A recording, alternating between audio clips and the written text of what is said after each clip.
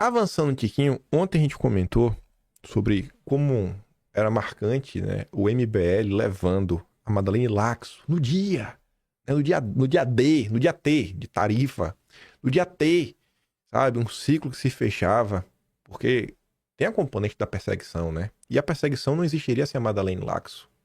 Aí eu tô passando ontem no Twitter, gente, isso aqui é importantíssimo mesmo, não é piada. O Marfinha fala assim, ó, bom, pra quem queria uma confissão, tá aí. Aí está a dona Madalene Laxo alegando, né, que ameaçaram seu filho. Em vez de procurar justiça para punir quem fez isso, ela preferiu se juntar ao MBL, a Luciana Ayan, e perseguir um suposto gabinete do ódio que eles nunca conseguiram comprovar. Esse foi o começo das perseguições, das prisões ilegais, da censura. Que bom que a verdade saiu diretamente da boca dela. Espero que, quando esse regime passar, as pessoas afetadas possam cobrar judicialmente todos os prejuízos financeiros e a destruição de vidas inocentes que a vingança da dona Madalene causou. Espero que agora o MBL finalmente admita que foi o responsável pela perseguição de tantas pessoas inocentes. A gente já sabia que a Madalene Laxo participou disso tudo, ela já havia confessado. Tem um vídeo clássico, mostro aqui para você esse vídeo fácil. O episódio 1500 do canal, que achei um número bonito, né, redondo. Eu fiz um dossiê histórico para explicar como se deram essas perseguições. Foi em dezembro de 2023. E aí isso acabou ganhando um capítulo específico lá no Atlas que chama assim, ó. Dossiê histórico da direita. Tá aqui, ó, epílogo da Inquisição. E já acho que já começa com o vídeo aqui, ó, começa com ela, a postagem dela, junto com a Ayan, o Panúzio, o Pavinato, sabe, o Pavinato. E aí termina, acho que esse tema aqui, ó, esse vídeo. O Pavinato falando todas as letras que a Madalene e o Ayan estavam auxiliando a CPMI das fake news. Só que isso via muito além. E aí, para falar o muito além, a gente vai explicando, né? Como o trabalho dela junto com a Ayan vem de muito tempo antes. Aí depois a gente sai provando por A mais B como os documentos do Ayan. Aí eu coloco os documentos coloridos. O colorido é o documento original do Ayan que ele concedeu para o Diário do Centro do Mundo, na entrevista.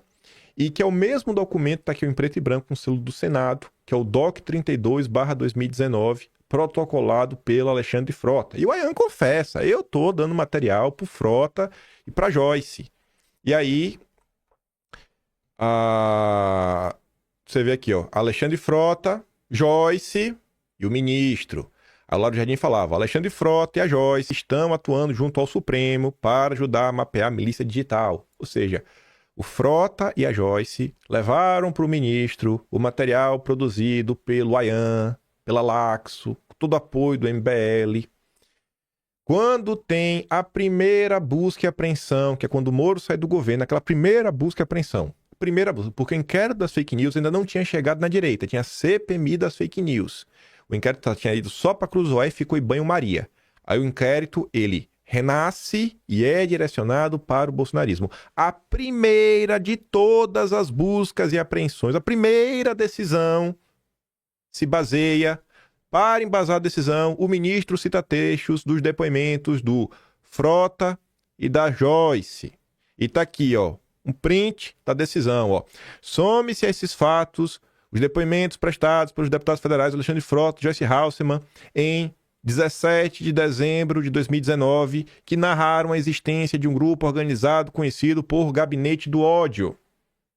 A perseguição não foi aleatória. Não foi aleatória. E está aqui a senhora Madalene, ó. Todos os dias, ou quem conta essa história, que foi o post que a gente comentou ontem, que me orgulha muito como a jornalista e um doidinho, é o Ayan, implodiram uma máquina governamental de perseguição de famílias. Amo que durma e acorda em código de mim, é para aprender a não ameaçar e perseguir os filhos dos outros. Ninguém fez isso. Ninguém fez isso. Olha o que a gente está vivendo no Brasil hoje. Ninguém mandou fazer isso. Eu sozinha com o doidinho desmontei a máquina toda e me vinguei de um por um. Chorem mais que eu amo e aprendam a não ameaçar o filho dos outros. Conversa mole. Tá aí. Amiga do Deltan Dallagnol. Não cansarei de falar. Vá lá, Deltan. Fale da sua amiga. Não chegamos aqui à toa. Não chegamos aqui à toa. Se o lado parar de bater, o outro lado para de apanhar. Aí olha a postagem de ontem, da Pantera Cor-de-Rosa. A mesma tese do gabinete do ódio. Existe um núcleo ligado à família Bolsonaro, ó, engajado de todas as formas em tentar evitar de qualquer maneira Tarcísio seja candidato a direito de 26. Toda sorte de narrativas são criadas. Candidato do sistema, ele é isso. Acho que isso não é narrativa, né? Aliado do Centrão, eu acho que também não é narrativa. Amigo da corte, traidor, aí esse eu posso colocar como narrativa. Traidor, beleza. Ele não foi um apoiador da reforma tributária? Não tem um vídeo dele falando que eu sou 95% favorável à reforma tributária? Pô, pelo amor de Deus, né, irmão? Então, assim, traidor eu realmente acho que é narrativa. Até o momento não vejo nada falar, o Tarcísio é um traidor. Não, pera aí. Aí quem fala isso daí realmente tá extrapolando. Aí ele vem, ó, a metralhadora de narrativas, metralhadora, atinge qualquer um que não apoiar cegamente o núcleo. Nicolas Elvo também, Salles também. Oh, meu Deus, o Sabugosa não fez nada. Os interesses são sempre pessoais. Por interesse, né? Dinheiro deve ser. Ou realmente alguém está preocupado com o Brasil e o povo? Por comentários assim, nós estamos vivendo o caos de hoje. Por comentários assim, nós estamos vivendo o caos de hoje. Aí vem aqui, né, mais uma vez, amiga aí de vários grandes jornalistas da direita e juristas também da direita. Juristas famosos, que participam de quase todos os grandes programas de bancada da direita, né? Os grandes canais de direita. Grande Lígia Maria. O verdadeiro inimigo do Brasil é a polarização. No dia que acabar o PT, Bolsonaro resolve. Nenhum nem outro, não, neném. Aí diz, né? A política brasileira virou paródia de um romance de cavalaria. Petistas e bolsonaristas se enfrentam a partir da criação de inimigos e paixões imaginárias. Então vocês aí têm inimigos imaginários. Aí olha o que ela diz, ó. Para Bolsonaro e seus apoiadores, o Supremo é o grande vilão. Como se não houvesse evidências que o ex-presidente conspirou para dar um golpe. Deixam claro, portanto, que o slogan Brasil acima de tudo sempre foi uma ficção. Alegam defesa da liberdade de expressão, quando na verdade não passa de chantagem para tentar levar Bolsonaro da cadeia. Quero ver quem vai ser o amiguinho da Lígia que vai falar dela. Ninguém vai falar, né? Mas ficar jogando o perfil dela pra cima, naqueles RTzinho maroto, né? Quando não tá batendo assim no bolsonarismo, todo mundo joga. Rapaz, bicho, é incrível a direita brasileira, né? Mas quem divide sou eu. Eu divido, né? Os outros querem meter na cadeia. Mas vamos falar das tarifas. Aqui é pra rir, né? Pra descontrair. Ministro Luiz Roberto Barroso explica silêncio sobre a guerra de Trump contra o Brasil. Esse é um tema para a política e a diplomacia. Não cabe ao judiciário se pronunciar. Não vou falar nada. 11 de julho. Não cabe a mim falar nada. Ele não se aguentou. Ele não se aguenta. Barroso rebate Trump em carta e diz que sanções são fundadas em compreensão e empresa dos fatos. Rapaz, não deu 48 horas, mano. Oh, meu Deus do céu! Que homem é esse? Ele não se aguentou. Era pra política, né? Era pra política, mas não aguentou. 48 horas depois. Mas beleza, né? Não tô nem pro conteúdo. Vindo falar de tarifas, você vê, né? A União Europeia resolveu, né, estender a suspensão de medidas retaliatórias, né, suspensão, para permitir a negociação com os Estados Unidos. Não, a gente ia retaliar, vamos suspender, vamos tentar aqui resolver até 1º de agosto. Vamos pensar, né, no interesse comum.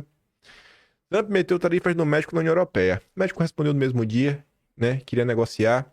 A União Europeia deu prazo para tarifas sobre produtos americanos, abriu negociações. Não existe vencer os Estados Unidos. Apenas o Lula, né, não descobriu isso. E tá ali. A União Europeia diz que sempre deixou claro preferência por solução negociada com os Estados Unidos. Ursula von der Leyen, presidente da Comissão Europeia, afirma que contra medidas retaliatórias não serão impostas até 1º de agosto, o prazo de Trump, né, para o acordo. Só o Lula que não quer resolver nada. O Lula quer dobrar a meta. Aí o Lula vai fazer uma ofensiva para dialogar com empresários e expor Bolsonaro. Gente, tu acha mesmo que o empresário impactado por esse tipo de coisa, ele vai... Não, realmente, foi o Bolsonaro. É isso mesmo, Lula. Vai lá. Vai lá, Lula. Peite os Estados Unidos. A mesma Folha que noticiou isso publicou essa nota. Empresários querem saída diplomática para tarifaço de Trump e temem politização. Vá, Lula, vá. Você vai convencê-los. Vá, Lula, convença que a culpa é de Bolsonaro. Empresários de diversos setores sugerem que Lula busque ajuda no setor privado para costurar um consenso diplomático e que tenha cuidado para não escalar polarização política. Em conversas reservadas, empresários ressalvam que Lula se isolou e tem feito pouco contato com o empresariado, diferentemente do diálogo que costumava promover em seus 2 mandatos anteriores. Uma postura diplomática em oposição aos Estados Unidos poderia custar ainda mais caro, segundo representantes do setor privado. A reportagem ouviu de alguns empresários, a avaliação de que a pessoa ideal não é nem Lula, nem Celso Amorim. Não pode ser o Celso Amorim também não, viu? E o Mauro Vieira teria problemas. O nome é o Alckmin. O Alckmin. O chuchu é quem tem condições de dialogar. Haveria ainda a alternativa de convocar alguém do setor privado, um grande empresário, um ex-político, um ex-diplomata de relevância e prestígio. Eu já falei, o homem que consegue resolver é André Esteves. O Dedé é o único brasileiro hoje apto a sentar com Trump e resolver e salvar o país. A hora é de avaliar bem os nossos próximos passos. Quem diz isso? Um dos empresários mais politizados que promovem o pior do progressismo globalista que existe no mundo. Fábio Barbosa, presidente do Conselho da Natura. A galera realmente assim que marcha em direção ao atraso. Agora eles estão preocupados. Para o banqueiro, os banqueiros, Ricardo Lacerda, fundador do BR Partners, até agora a reação de Lula foi bastante ponderada. Ponderadíssima. Não é correto misturar assuntos de eventuais abusos do Supremo com tarifas que para os nossos interesses comerciais. Lógico, o que é a vida humana, né? O que são pessoas, o que são pobres, o que são... Eu tô nojo de pobre. Aqui é tipo Cacantibes. Lembra do Cacantibes? Tá de baixo, tem nojo de pobre. Tira esses pobres daqui, rapaz. Eu quero meu dinheiro. Não vem botar essa turma aqui no meu dinheiro. Sai. É lamentável que grupos políticos estejam investindo na polarização contra o interesse do povo brasileiro. É isso aí. Interesse do povo ou do teu endereço, hein, pai? Rogério Golfarb, sócio da Zagwork Consultoria, que foi presidente da Associação de Montadoras Anfávia e dirigiu a Ford na América do Sul, alerta que haverá dificuldade de avançar sempre que as questões comerciais se contaminarem pelo viés político brasileiro. No cálculo também do estrago, os prejuízos já são inevitáveis, na opinião de Horácio Laffer Piba, né, que é da turma da Klabin, a família aí que está na gênese do golpismo do Brasil, né, que derrubou lá, desde a derrubada do Império. Sócio aí antigo dos Souza Aranha, né, lá no grupo Monteiro Aranha. Meu Deus. Um dos que vem Alckmin como possível condutor da articulação é o João Camargo do Grupo Esfera e pede responsabilidade. E o cara da Multilaser também tá preocupado aí, a mulher postura do governo, seria uma reaproximação com os Estados Unidos, reduzindo tarifas, né, vai prejudicar todo mundo. Aí o João Camargo, que comanda a CNN, botou lá, né, a Federação das Indústrias Mineiras.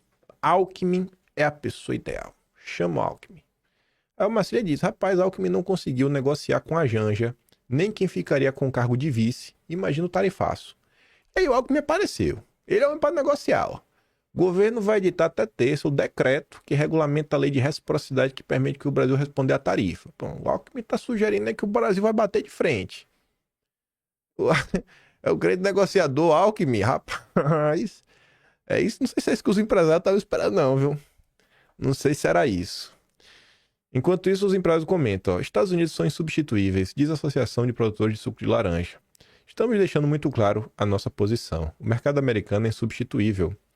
Por mais que o Brasil possa mitigar essa tarifa contra as aberturas de mercado, é preciso que esses mercados tenham linha de envase, de distribuição. Essa falta de expectativa está atrelada ao processo de exportação do suco de laranja. A laranja após a colheita é destinada às fábricas, que fazem um processamento. O suco é transportado em caminhões-tanques até o Porto de Santos e de lá saem navios específicos para cítricos. Quando chega no destino, a mesma infraestrutura precisa estar disponível, além da presença de fábricas que façam o envase na localidade. Então veja que não é algo tão simples, né? É todo um processo. Vamos ver como é que vai ser as tratativas. Aí aproveitar, né, esse momento aí de confusão para trazer alguns assuntos que eu acho que são, assim, enriquecedores. Vejam a mesma notícia por duas pessoas diferentes. Uma quer ser candidato pelo Partido Novo. O outro é o jornalista Silvio Navarro. O Silvio Navarro coloca a matéria do Poder 360, que lembra aí uma fala do Lavrov, né, que é o chanceler lá do Putin. Ideia da moeda comum do BRICS foi de Lula, diz a Rússia. O Silvio Navarro só diz, rapaz, o Lula provoca confusão o tempo inteiro. Ponto, é isso. O Lula criou uma confusão. Ele realmente criou uma confusão.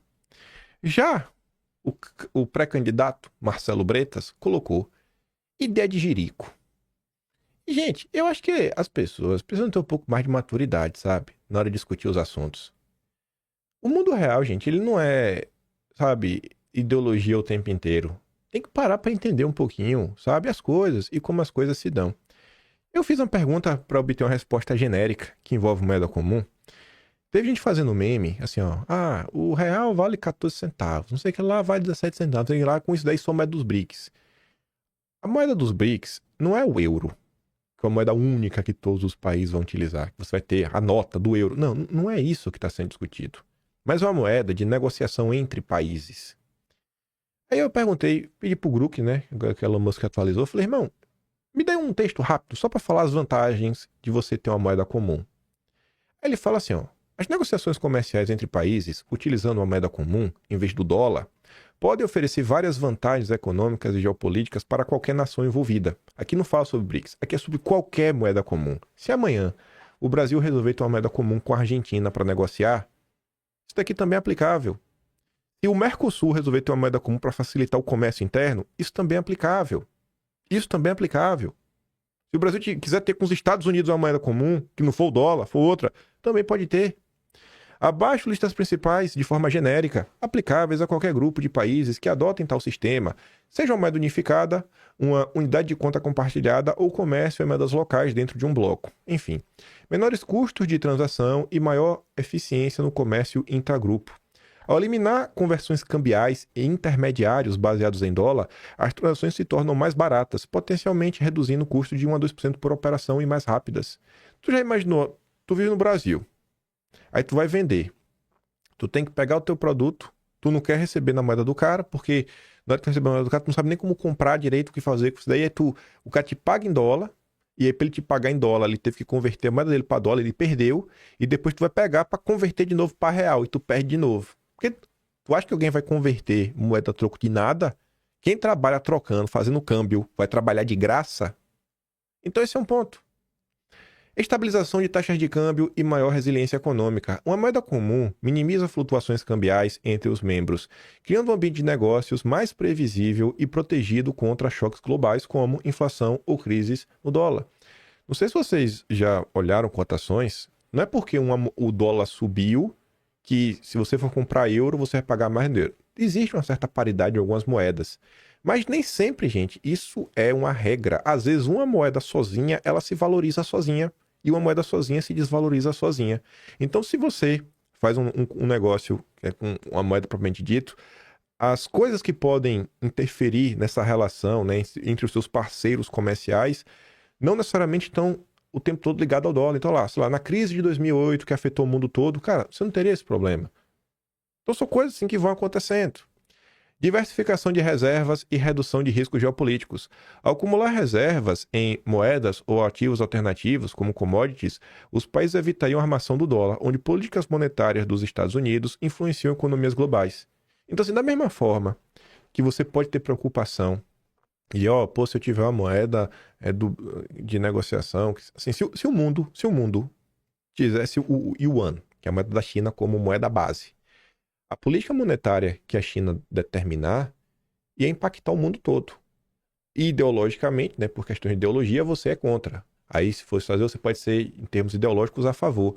Só que aborde esses assuntos de uma maneira que, se lá na frente o Brasil resolver ter uma moeda comum na América do Sul, com o Mercosul, se o Brasil resolver ter uma moeda comum para negociar com a Europa, Estados Unidos, com o mundo livre, como o pessoal gosta de falar, não ficar feio. Aí o cara chega pra você e fala, ei, mano, não é ideia de jirico ter uma moeda comum? Não é ideia de jirico? Então, assim, apresente argumentos um pouco mais concretos, porque lá na frente, se isso acontecer, o cara vai perguntar, e aí? Tu vai ficar com cara de pateta. Tu vai ficar com cara de palhaço. Tá entendendo? Então, assim, aproveite os assuntos e bote na cabeça. Façam críticas embasadas na maior parte do tempo. Tente evitar pura e simplesmente o argumento ideológico. Ai, não use só isso. Use coisas a mais, além disso. Mas vamos lá. Aproveitando só porque essas questões econômicas, já tinha comentado ontem sobre o Fed. Olha lá, o Vance, que a gente falou dele mais cedo. O Bolsonaro falou do Vance. O Fed está completamente adormecido no volante. Como diz o Trump, eles estão tarde demais, tanto no combate à inflação, durante o governo Biden, quanto na redução das taxas agora. O presidente do Fed está agindo politicamente. E aí a Judy fala, né? O Fed está vulnerável em diversos frontes e tem muito a responder, dizem especialistas. Matéria da Fox Business. E aí? Então, assim, para quem prega também a independência do Banco Central para fazer tudo, ou intocável, nos Estados Unidos, acho que a independência do Banco Central, e lá, isso já tem muito tempo, né? O Fed é uma questão à parte até, né? Tem várias conspirações aí para quem gosta, desde sua criação, quem tá por trás do Fed, que era irmão de quem presidiu o Fed, era irmão de quem, um alemão, de onde vem a família, né? Um sobrenome que foi mudado ao longo do tempo, que remete desde Veneza. Essa história é sensacional, vocês já foram atrás disso daí, mas você consegue puxar uma linha do tempo de 1400 para cá, que envolve banqueiros até que deságua no Fed. Nossa, história boa. Pesquisa aí o que vocês acham. Pergunta o ChatGPT assim, ó. ChatGPT, quem foi o presidente do Fed, que era irmão de um alemão, que mais ou menos era o equivalente a presidente do Banco Central na Alemanha, meio que no mesmo período, e que a família deles meio que mudou de nome e que remetem a banqueiros que comandavam o comércio desde Veneza, lá na época do Renascimento. Vê o que o ChatGPT vai te falar e vai atrás de mais informação. Tretas, tretas, tretas, tretas.